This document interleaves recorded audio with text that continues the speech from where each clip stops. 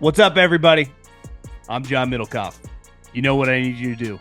Subscribe to our YouTube channel. We got content for days reacting to every NFL game all the time, every single day. Subscribe, like the videos. Let's go. Kyle Shanahan, which had an awesome run as the Niners coach. Last year sucked. But overall, multiple Super Bowls, ton of NFC championship games, ton of big wins, ton of playoff wins, has proven to be one of the better offensive coordinators in the league.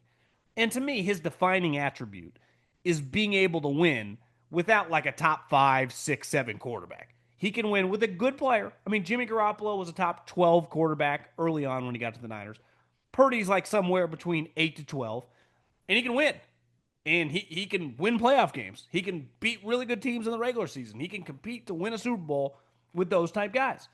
And in the local market, and people that, cover individual teams, they get hard on their coach for things that maybe nationally aren't as discussed. And one thing with Kyle has always been, why don't you allow your quarterbacks to do more at the line of scrimmage? And he was recently on with Tim Kawakami, a good buddy of mine, who's one of the better, I would say, local media guys in the country, probably second to none, especially with the versatility to be, no one knows the Niners and the Warriors better than Tim. And he's really, really good at forging relationships with Steve Kerr, Jim Harbaugh, Kyle Shanahan, Mark Davis, Jed York, and he just gets really good interviews. And I thought Kyle talking and discussing about why he does so much as the coach instead of putting it on the quarterback's plate was really fascinating conversation. Let's take a listen. How is your offense? Mine, I think that's too overwhelming for guys. And I think they can be more successful if you can take a lot of that off the plate and don't make them think as much on that, so they can play faster and play a position that, to me, only like 10 people in the world can play it at the right level anyways. And so when you put that all on a guy, I think it makes it harder for them to play. Like Peyton Manning did that. Peyton Manning was also in one formation his whole career. And they better have the right guys. Peyton's one of the best of all time. But that's how he had done it his whole life. You add some more stuff in there, and he won't be able to do it. But he was elite at what he could do, which was enough. Matt Ryan, my first year with him, he's like, hey, can I audible and get out of this? I'm like, dude, you can do whatever you want. I think he'll start to trust that, hey, you normally audibled on that play in the past. Well, us, when we have that look, we have a contingency playing right there. So you can't just throw it to him and not think and have to change everything and just react. That's an option. If we don't put that there, I'm not going to put you in a bad situation. So now I'm going to have you call 2 plays. And if you see that, I'm going to have you touch your ears and go to the second play. So we've already given you the option. You don't have to make it up in your head in the middle of the game and look for everything. Or I don't have a second option. I don't have a contingency plan. We're going to coach you up on all week because you are responsible here. This is a play with a lot of issues. If we get the right look, please run it. If not, get to something else you like. If I say that to a quarterback, they'll be like, what are you doing? Are you going to work? Are you going to work this week? Like, I'm out here doing all this stuff and you can't give me a good answer. Don't you watch film all night? Oh, yeah, we can. And then, so it's weird to me. I have as much confidence in Brock and I get more and more each year. He was doing all this stuff his first year when he came in as a third-string quarterback and only played 7 games. So we're not going to add stuff just to add it. If we think it helps us win, hell yeah. If Brock can do anything, if I tell Brock not to do something because I think it'll hurt us, and he does it anyways and it works, I'm going to be the first person chest bumping him when he comes to the sidelines. And then I'm going to ask him Monday, like, what were you thinking there? And if he says something smart, I'm going to be like, dude, why didn't you bring that up earlier in the week? Like, that would have helped us. But that doesn't happen much because we have a plan, and there's not many situations. His plan is to not have 100 thoughts. It's to be locked into your job, and when this look happens, you can have one other thought, touch your ears and run the other thing. And I try to make guys as decisive as possible and clutter the noise in their head. Yeah, he's not pushing for this stuff that I can imagine, right? He's not saying, God damn it, Kyle, let me call a 2-minute here. Or is he? I've never had a quarterback really be like that. I remember when Kirk Cousins took over for Robert, and there's like 3 games left in the year, and there was a third down play, and Dallas was running a blitz that made us hot. And my answer was, hey, when you're hot, just throw that slant. But I was going to call it on 3rd and 8. And the guy was going to have to run a good route to get 8 yards. If I called it on 3rd and 6, it was an easy answer. He goes, hey, Kyle, if you call that on 3rd and 8, just because he might not get the first down, are you okay if I change the protections and get it all and then go for the deeper play? I'm like, yeah, just can you, you're in your second year. Are you comfortable doing that? And he goes, yeah, I do it all the time. He studied it all week. It happened 3 times in the game. He got one of them right. The other 2 he messed up on. I wasn't mad. It was all right.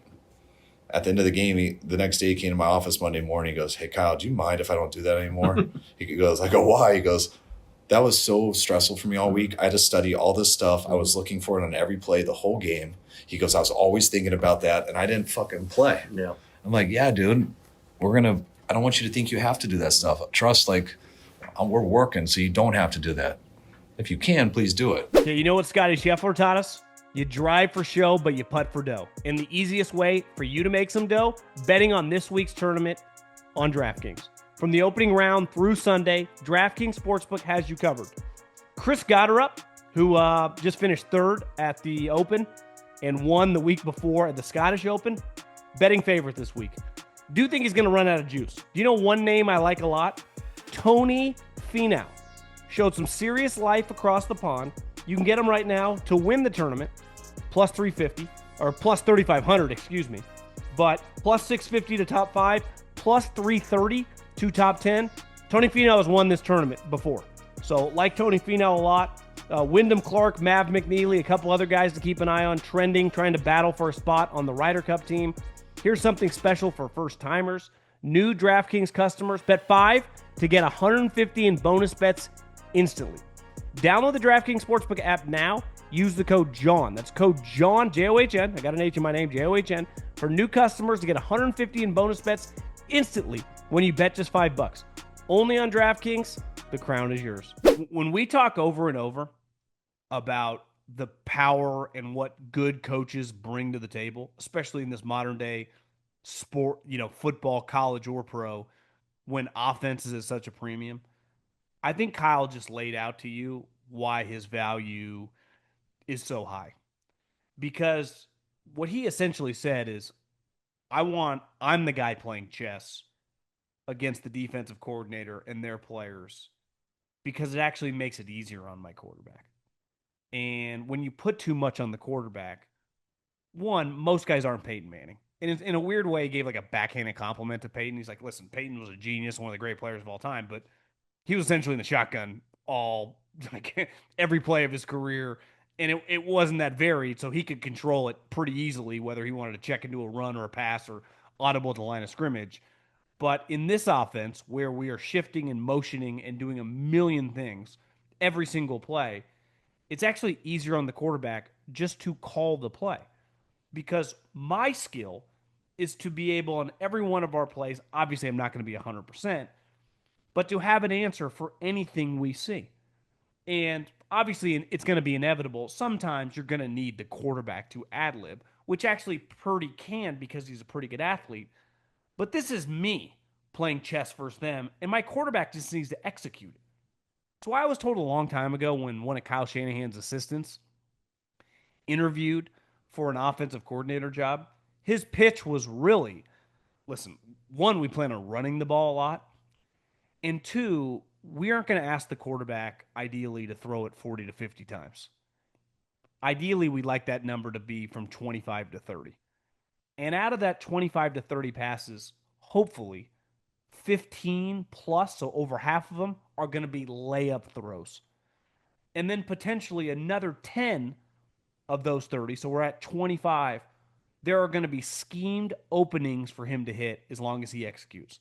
And then a small percentage, let's say around 10% of the passes, he might need to ad-lib and make some plays. But for the most part, the scheme will help carry the player. And you have to be really good to function at that level. And this is why the 49ers, for as shitty as last year was for the Niners, they were terrible because of their defense. Offensively, statistically, they actually weren't that bad. I think in a lot of offensive categories, they were in the top 10. The one thing that killed them was their red zone offense. But under Kyle Shanahan, their offense has been pretty unreal. And I think what he just said tells you why. Because it's Kyle playing the defense. He just needs Purdy or Jimmy or Matt Ryan. Like, no one's going to get Matt Ryan confused with Tom Brady, with Peyton Manning, with Aaron Rodgers, with, you know, Brett Favre or John Elway or Steve Young. But when Matt listened to Kyle, what happened? He won the MVP of the fucking league.